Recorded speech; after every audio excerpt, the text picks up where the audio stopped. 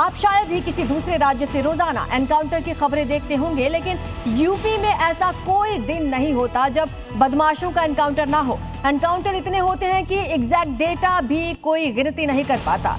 UP में अब अपराध और अपराधियों की कोई जगह नहीं है। यूपी में पूरब से लेकर पश्चिम तक अपराधियों के लिए सिर्फ एक ही सत्य है, बुलेट।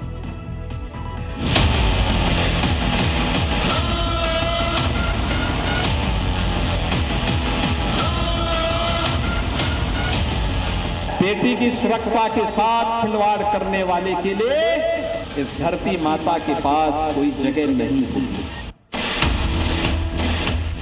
उत्तर प्रदेश के मुखिया योगी आदित्यनाथ की बात शायद लखनऊ के विकास नगर थाना क्षेत्र में एक बेटी से छेड़छाड़ और उसकी हत्या करने वाले आरोपी को समझ नहीं आई थी। तभी तो उसने ये दुस्साहस किया, लेकिन योगी फोर्स ने उसे उसके किए की सजा हाथों हाथ दे दी। जमीन पर ये खून के धब्बे, उसके इर्द गिर्द किए ये गोले, ये एनकाउंटर साइट की ही तस्वीरें हैं जहां आरोपी सनी यादव को धर दबोचा गया।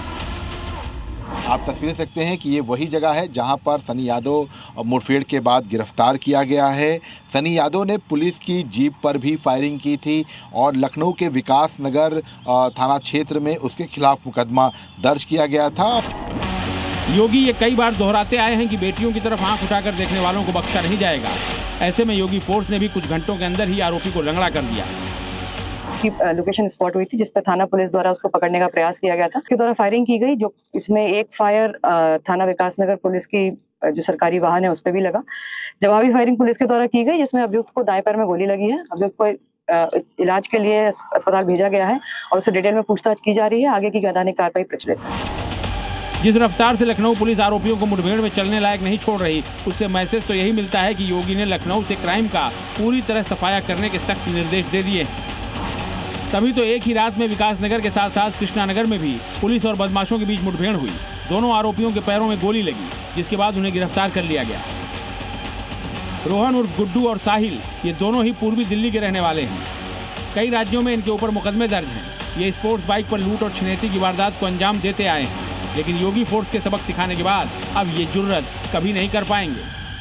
पुलिस द्वारा इनको जब रोकने का प्रयास किया गया तो इन्होंने पुलिस पर फायर कर दिया। आत्मरक्षा में पुलिस ने भी इन पर फायर किया, जिसमें दो अपराधी जिनका नाम रोहन और गुड्डू, साहिल जो नई दिल्ली के रहने वाले हैं, दोनों को गोली लगने से घायल हो गए।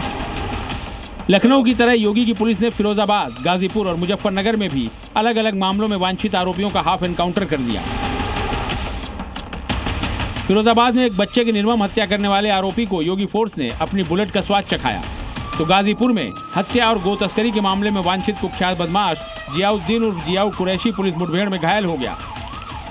उसके द्वारा पुलिस टीम के ऊपर जान से मारने की नीयत से फायरिंग की गई, जिसके जवाब में पुलिस टीम के द्वारा भी उस संदिग्ध व्यक्ति के ऊपर फायर किया गया, जिससे उसके पांव में गोली लगी है।